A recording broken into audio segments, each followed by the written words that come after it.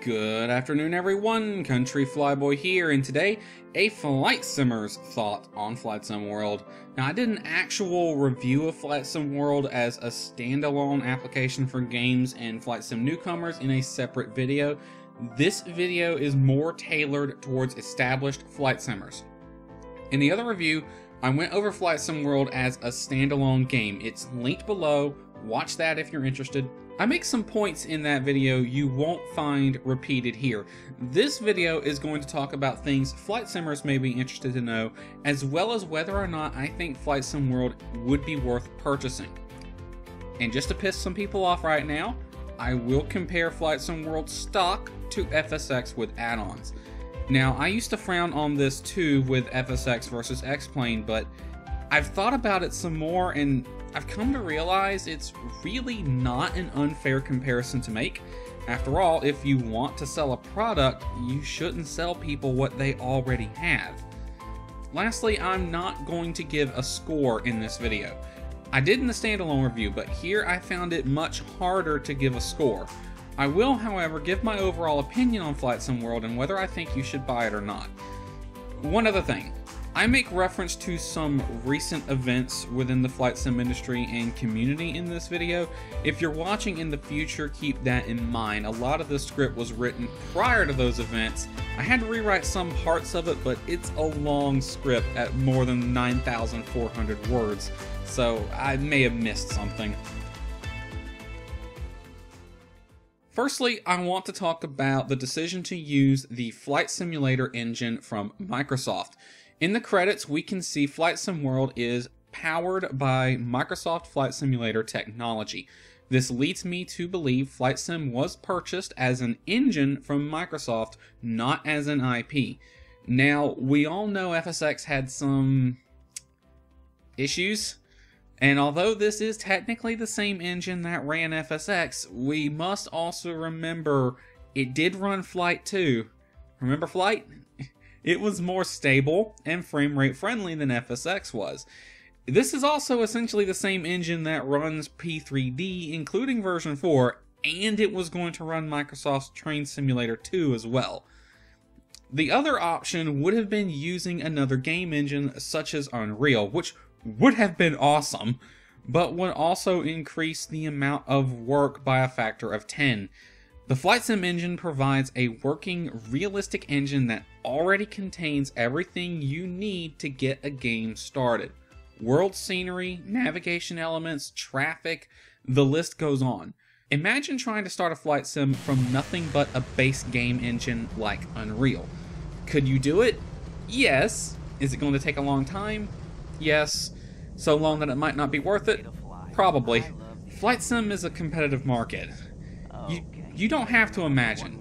Look at Aerofly. Aerofly uses a custom game engine made by the developer.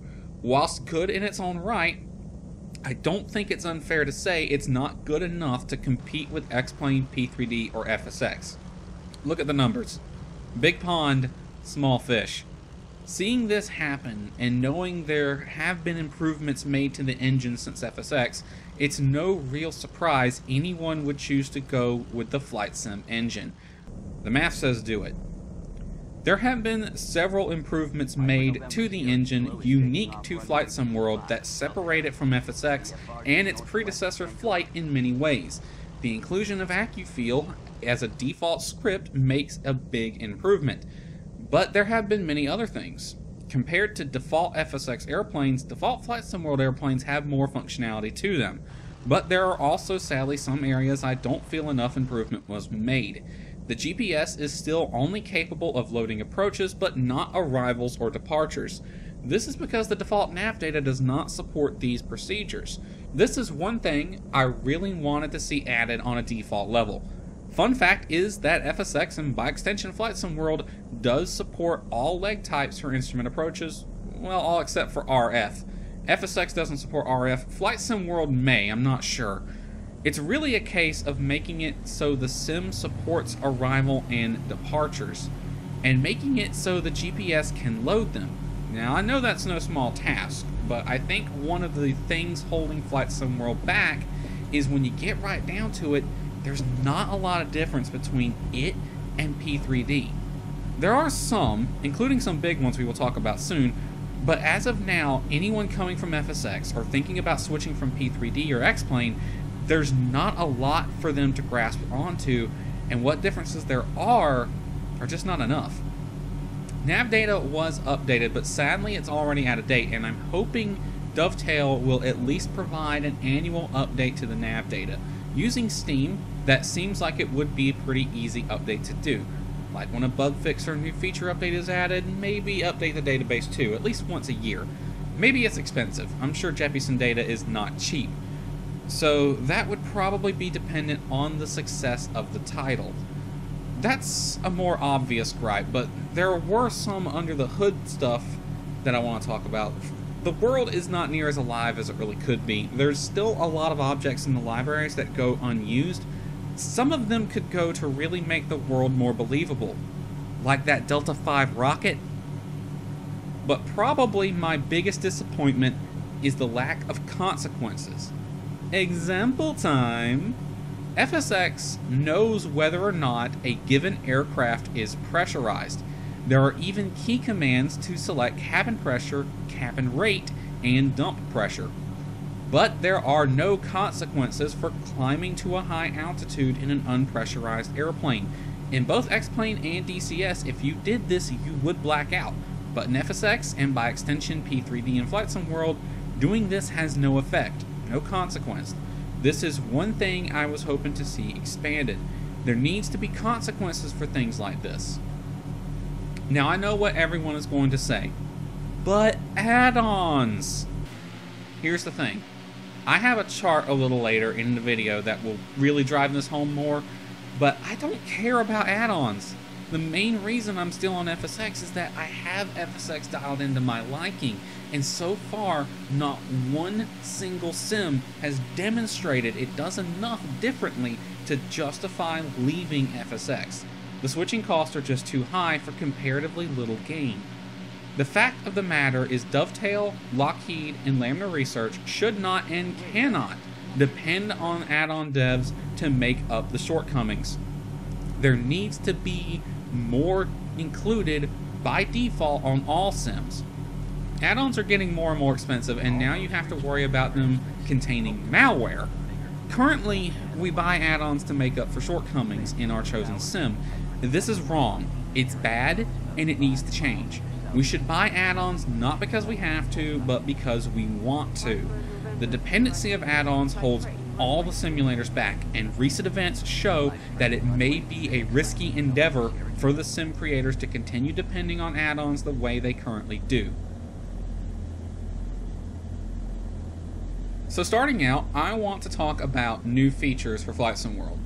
In FSX, the weight and balance stuff is somewhat underwhelming, but like many things, it's entirely down to the skill of the developer who made a particular aircraft as to how accurate or inaccurate it is.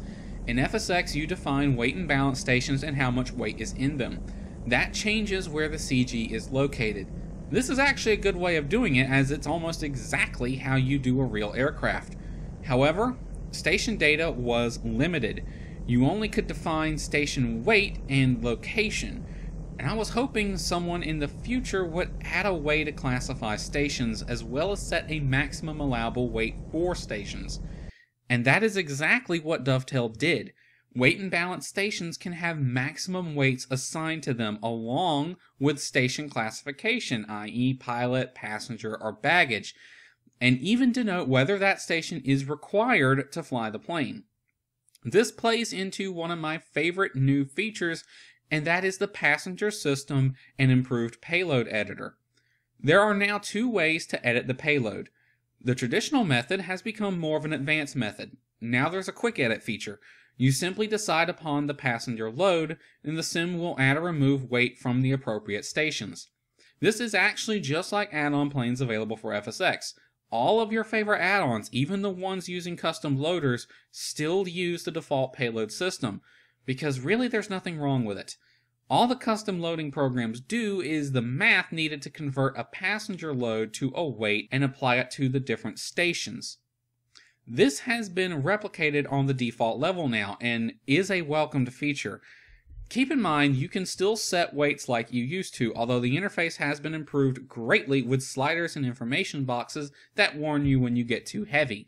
Note that even though they are sliders, you can still enter the exact weight by typing, but you can't go over the maximum weight for that station. In addition to all that, passengers now appear in the seats dependent on your payload. This was actually a supported feature in FSX, most famously used by A2A, but there was a Freeware Harrier jet that did it too. Now that feature has been improved upon and brought to the forefront of all planes. No more inconsistencies between load and visible passengers. Though it does seem a bit underutilized. There's no way I can see to change the payload during a session. You have to go back to the pre-flight menu and alter the payload. This was not something we had to do in FSX. And given how simple and easy Flight Sim World wants to orient itself, I find it odd there's no way to change payload without reloading the flight. I've mentioned the desire for a job system in a previous video, and in the standalone review I mentioned it there as well. This passenger feature and improved payload editor serves no real purpose, not unless a job system is added in the future. Honestly, it's practically screaming out for it now. Real quick, before we talk about possibly the biggest change made to Flight Sim World, I want to briefly discuss the Flight Planner. It's improved over FSX and very simple to use. Really nice too, and even allows you to pick a home airport. But honestly, it's lacking in some more advanced features more veteran players might like. Auto route planning, step climbs, climbs and descent planning, block altitude planning, departure and arrivals. None of this is really a big deal, except for one notable thing. I can't find the load plan button anywhere.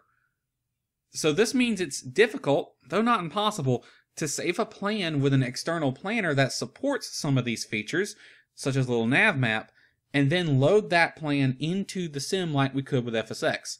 Honestly, I would either like to see a load plan button or certain improvements made to the flight planner itself. There is a load tab, but that is for saving and loading flights, not individual plans. Now, the big one. The one that impressed everybody and made several people change their opinions on Flight Sim World. The update that probably proved Dovetail was not fracking around and was going to be a serious contender in the battle for Ultimate Flight Sim. True Sky. To talk about True Sky, we must first talk about the FSX weather engine. In FSX, the weather engine was lacking and almost felt cobbled together. You had a 10-day cycle comprising of 14 textures each. Each texture was a 32 by 32 bitmap stretched across the skybox. In fact, if you turn off filtering, you can even see the individual pixels of this bitmap. As for the atmospherics themselves, clouds were all 2D sprites, fog was a simple visibility reduction, rain was a texture overlay. You get it. The FSX weather engine was old and busted, but it got the job done. Enter the new hotness, True Sky. Firstly, I must state that True Sky is not just a weather add-on integrated into the base sim. No, True Sky is a complete weather engine replacement. It runs inside the game engine of Flight Sim World, not an external program that runs alongside it. This means a lot, so much that I can't possibly list everything here. Compared to what we are used to with add-ons like Active Sky and Rex, what does this mean? Well, you should know that weather add-ons like Active Sky do a lot and bring a lot of useful features of their own, but they still have to work within the confines of the game's weather engine, which was very limited with FSX. A brand new engine replacing it, that means it's possible add-ons like Active Sky won't be needed for Flight Sim World. Which is not to say you would never see Active Sky come to Flight Sim World, but it would be a very different product and would have to utilize a completely different weather system than they're used to. Though honestly, I am curious to see what developers like Hi-Fi could do with it, but I should note that the information on the weather system is missing from the SDK currently. What about True Sky itself? Well, gone is the stretch bitmap texture, now there is a customizable sky color. Looking through the TrueSky SDK, there's basically everything you could want there. No longer do you have textures that predetermine a sunrise and sunset. Now the actual weather conditions alter what the sky looks like, right down to the amount of moisture in the air. And that's just the skybox. In front of that skybox, TrueSky also renders stars, planets, volumetric clouds, 2D clouds, atmospherics, God rays, precipitation, and associated streaks. A lot of these things were static texture or overlays in FSX, or were just not there at all. Now they are rendered in the 3D environment. Even the clouds are all really 3D. With the recent release of Rex Skyforce, they said their clouds would be fully 3D. Does that look 3D to you? Remember what I said, they still have to work within the confines of the game engine. Compare this shot of FSX, which is running Rex Skyforce for sky and cloud textures. Now compare it to this shot of Flight Sim World in the same area at the same time using the same weather settings. That's what 3D clouds looks like. This is also after I balanced out my settings, which involve turning SSAO off. Going by the TrueSky promotional materials and seeing in other games that utilize it, they can look even better. But I do have some reservations. At time of writing, real-time dynamic weather has not been implemented yet, though during the writing process, Dovetail did push out the first update towards fully dynamic weather. So far so good, and I'm looking forward to the future updates on that. My other concern is that TrueSky is a weather engine designed to look good for a normal video game, but when it comes to weather, flight sims have some different requirements. Normal games need the weather to look convincing, and it normally won't change, or if it does change, it changes to predetermined conditions at predetermined times. Flight sims, on the other hand, need the weather to both look good and function correctly. It needs to be able to change from one set of settings to another smoothly and realistically. And not so much change as move from one area of a large map to another.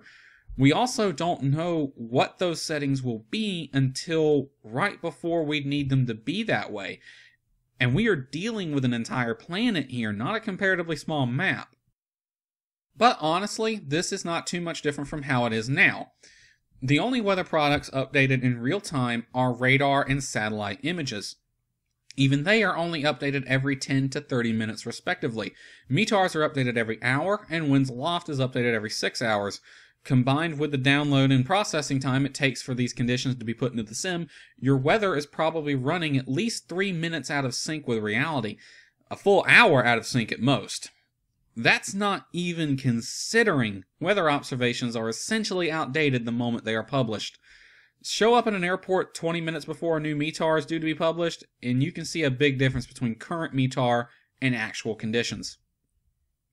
TrueSky has a lot more information to work with though. Not only the weather conditions like clouds, wind, precip, but also the atmospherics, like the amount of moisture and dust in the air, or the position of the sun and moon. All of this would need to be accounted for, which would mean you need essentially a new AI system put in place for weather alone. My final and probably biggest concern is that TrueSky was designed to run on the Unity and Unreal 4 game engines, and Flight Sim World uses the Flight Simulator engine. This means it's possible not all the features supported by TrueSky are available in Flight Sim World, though currently there is no way to know exactly which ones are or are not supported. Now, I could probably write a whole book going into depth on what TrueSky is and what it means for Flight Sim World or Flight Sims in general, but I ain't got time for that. Link to the TrueSky website is in the description. There you can browse the features and the SDK, and you can also find videos on TrueSky at Simul Software's YouTube channel. If you're curious what other games use TrueSky and want to see how they look, check out Ark Survival Evolved, Everest VR, and Ace Combat 7. I know they are using TrueSky.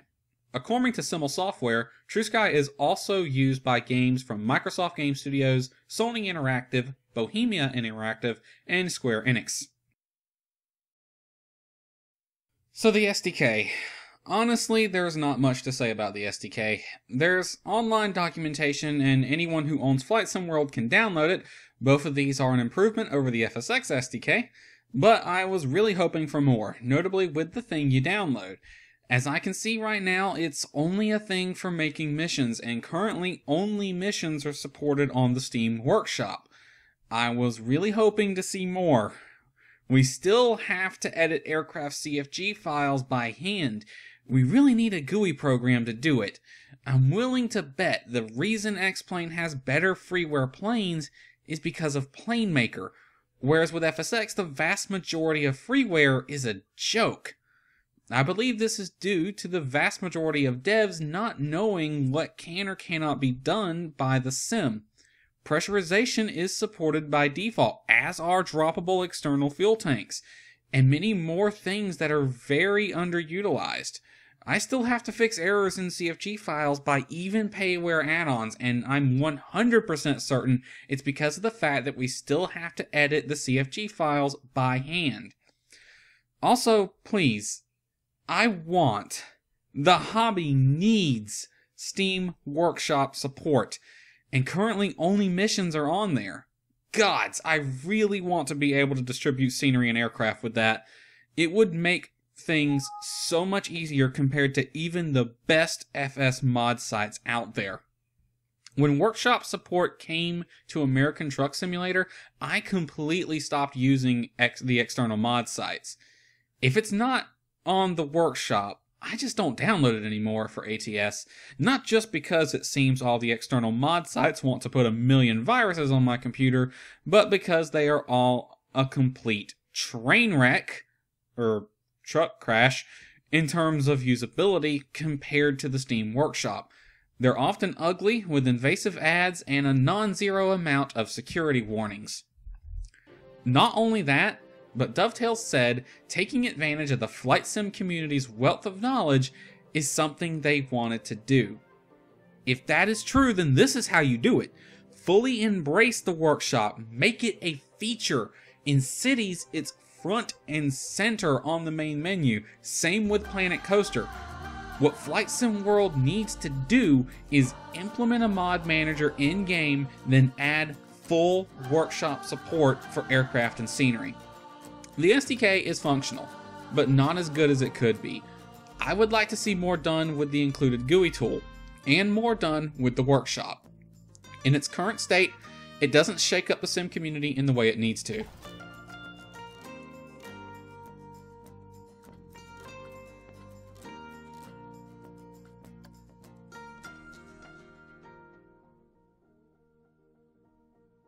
Now let's talk about the overall price. Let's look at Flight Sim World and compare it to the other main sims.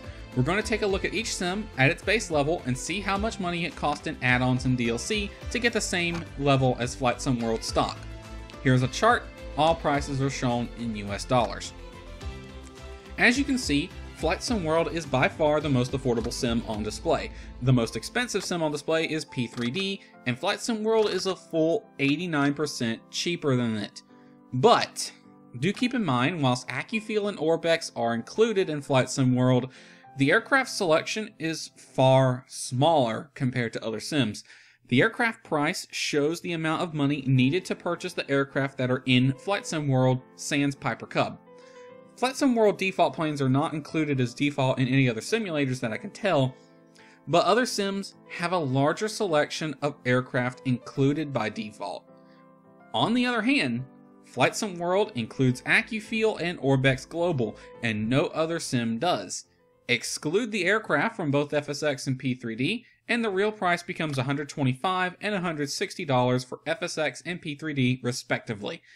And this chart does only show AccuFeel and Orbex Global. It does not include any texture or weather add-ons, which honestly, you're going to need as well. Though thankfully, there are good freeware alternatives for them. These considerations make both FSX and P3D still much more expensive than Flight Sim World. Elephant in the room is X-Plane 11. Whilst not available was marked for AccuFeel and Orbex Global, that doesn't mean you won't want to have similar add-ons in X-Plane. though I doubt you really need an AccuFeel-like add-on in X-Plane. Ortho 4XP is free too, and you don't need Orbex-like add-on for X-Plane either. The aircraft price still makes X-Plane expensive, but not near as much as FSX and P3D. Also, X-Plane has a bigger default aircraft selection compared to Flight Sim World. The thing to keep in mind is each one of these sims has its pros and cons, and all in all, I think they about even out in terms of real price. Whilst Flight Sim World includes AccuFeel and Orbex Global by default, its limited aircraft selection hurts it. While I don't doubt that selection will improve over time, now is when I'm judging it, and even then, I have my doubts it will ever make the same number of default aircraft available in other sims. But by the same token, other sims don't include AccuFeel and Orbex Global by default, two highly acclaimed add-ons, and Orbex Global in particular is not cheap. Though again, X-Plane has Ortho, which is a very big point in its favor. Though it can also be a detriment since it's a third-party mod, and I'm discussing the sims on the base level here. But in all honesty, we know Flight Sim World will be DLC heavy. This is the flight sim industry after all. So all this might be for naught. But this is an interesting thing worthy of note. Now, it's a black mark against Flight Sim World to be sure. When your main competitor supports VR natively, and your indirect competitor is not only supporting it, but pushing it heavily, it's kind of a downside. Dovetail was asked about VR from the beginning. Their stance was that they would rather make the good game now and worry about VR later. So I'm sure they ran the risk-reward calculation and decided that the lack of VR was a hit they would just have to tank. So yes, Flight Sim World does not support VR natively, and that is a point against it, but I don't think it's really a big deal. VR is one of those things that's really not for everybody. It's a significant investment. Firstly, you need a beefy PC to run it. Secondly, you need the headset. Both of these things are not cheap. Yes, you could go with something like cardboard, but let's be honest, if you want VR, strapping your phone to your face is not going to give you the best VR experience. Plus, VR is also a your mileage may vary type of thing. It would be a real shame to spend all the time and money on VR, only to play with it, and realize you're someone who could just get sick from it. This is not to mention any gameplay limitations that come with it. For example, often it's best to design a UI around VR. I mean, really, could you imagine using the in-game UI in VR? Oh god, it'd be a clusterfuck. So I kind of have to agree with Dovetail on the whole wait and do it right mentality, as opposed to half-assing it to do it out now. The price and restrictions on VR make it so that even amongst simulators where VR would be more prevalent, it's not really as big a thing on a consumer level that people think. So I don't think it's really a bad thing that Flight Sim World does not have VR, but it is something you should know about. Really though, it only applies to the few who would and have used a VR rig. Now, some other things I would like to talk about. Recently, I noticed a lot of add-on devs are using a program of their own to distribute their software and keep them up to date. It seems flight simming has finally realized we are rapidly approaching the third decade of the 21st century and has decided to catch up to the rest of gaming. Except no. Each dev has their own, meaning we will now have a lot of extra programs needed to keep add-ons and various developers up to date. This is an improvement in form only. It's sad that there is a perfectly good alternative that benefits us all going underutilized. Both Dovetail and Laminar Research allow developers to release their add-ons on Steam, which from the end user's perspective provides many benefits, not the least of which is one place for all DLC and updates. Steam has way more frequent sales and specials, plus a guaranteed refund policy. I was actually quite happy to learn that Dovetail would be selling all DLC for Flight Sim World on Steam. There was that whole kerfuffle about forcing devs to sell it on Steam, which honestly I was kind of iffy about, though I do see some logic in it, but it seems that's not coming to pass. At time of writing, there are 10 bits of DLC for Flight Sim World. Now that's a lot for a game this soon out of early access, but again, Flight Sim industry, is anyone really surprised? I know that doesn't excuse anything, but I honestly don't see it as a downside, at least not for this case.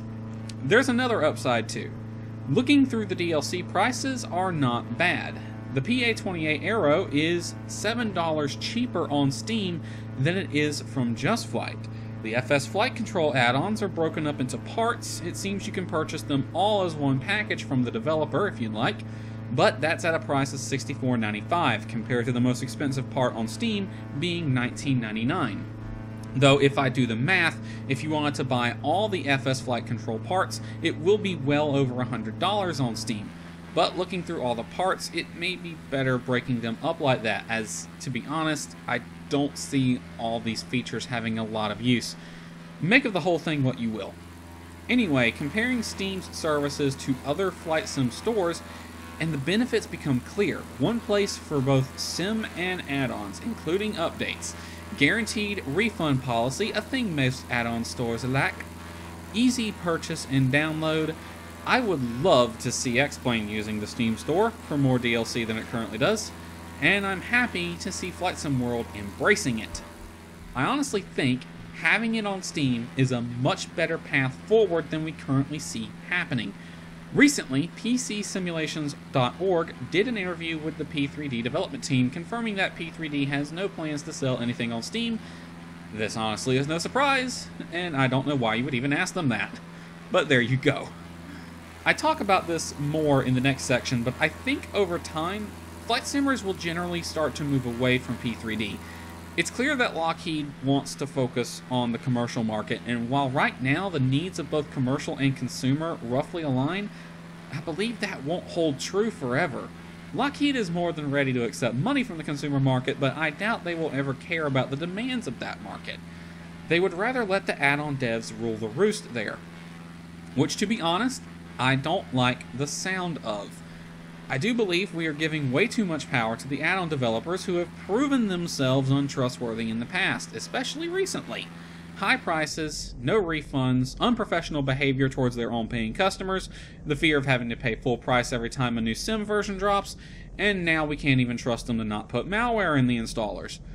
More than anything, the malware bust situation proves Sims have become too dependent on add-ons to make up their shortcomings, and add-on developers cannot be trusted to police themselves and run things fairly and appropriately. It may be time for the Sim developers to assert more control over the third-party market like Eagle Dynamics does with DCS World. Steam would go a long way to making that happen. It's hard to really tell what the future holds. As a great reviewer once said, you only get one release.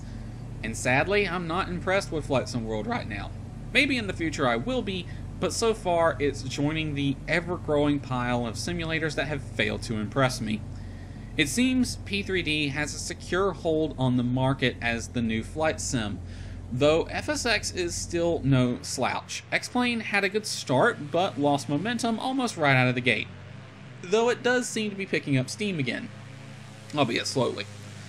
Flight Sim World has a lot of potential, but potential is a non-quantifiable. It's meaningless. What matters is what you actually deliver. If you were to ask me what the future holds for flight simming, then I'd say P3D is secure in its spot. For now. But I'm willing to bet as time goes on, X-Plane and Flight Sim World will both start to challenge that hold.